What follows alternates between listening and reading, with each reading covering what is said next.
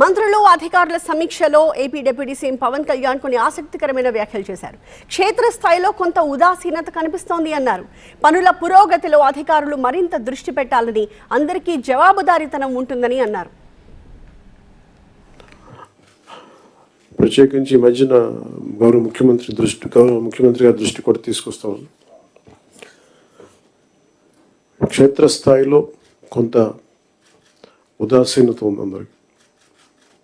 ఆ రిజల్ట్స్ మేము గౌరవ ముఖ్యమంత్రి గారు మాకు ఇచ్చినంత టార్గెట్స్గా మేము కిందికి వెళ్తామంటే కొన్ని ఎక్స్క్యూజెస్ కనిపిస్తాను. దయచేసి అవన్నీ లేకుండా చూడండి. ఎందుకంటే మేము 4 గోడల మధ్య కూర్చునే వ్యక్తులు ఎవరు కాదు.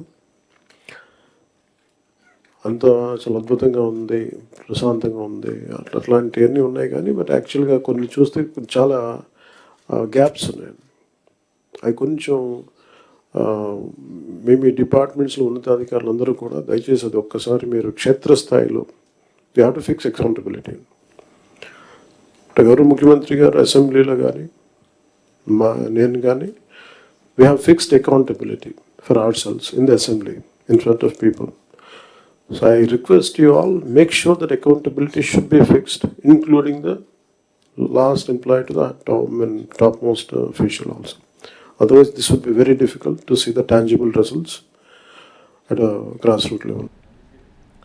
ఇదే సమీక్షా సమావేశంలో సీఎం చంద్రబాబు మాట్లాడారు. తాను మంత్రులో పనిచేయడం కాదు, చివరి వరకు ఉండే ప్రతి అధికారి పనిచేయాలి అన్నారు.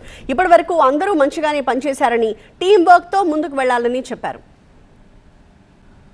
ఇప్పుడే మనం కొంతమంది నేను ఒక్కడిని పనిచేయడమో, లేకపోతే కొంతమంది మంత్రులు పనిచేయడమో, కొంతమంది సెక్రటరీలు పనిచేయడం కాదు.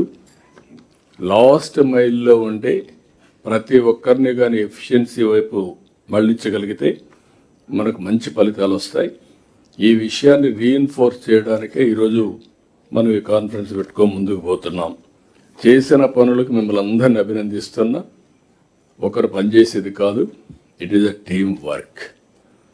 మొత్తం మంత్రుల దగ్గర నుంచి లాస్ట్ మైల్లో పనిచేసే ప్రతి ఒక్కరిని మనస్ఫూర్తిగా అభినందిస్తూ, ఎక్కడెక్కడ అనవసరంగా ఉన్న అవన్నీ క్లియర్ చేసి ఈజ్ ఆఫ్ డూయింగ్ బిజినెస్ నుంచి స్పీడ్ ఆఫ్ డూయింగ్ బిజినెస్ వరకు ఏం చేయాలో చేద్దామని చెప్పి తెలియజేసుకుంటూ, ప్రతి ఒక్కరూ టెక్నాలజీని అడాప్ట్ చేసుకోవాలి.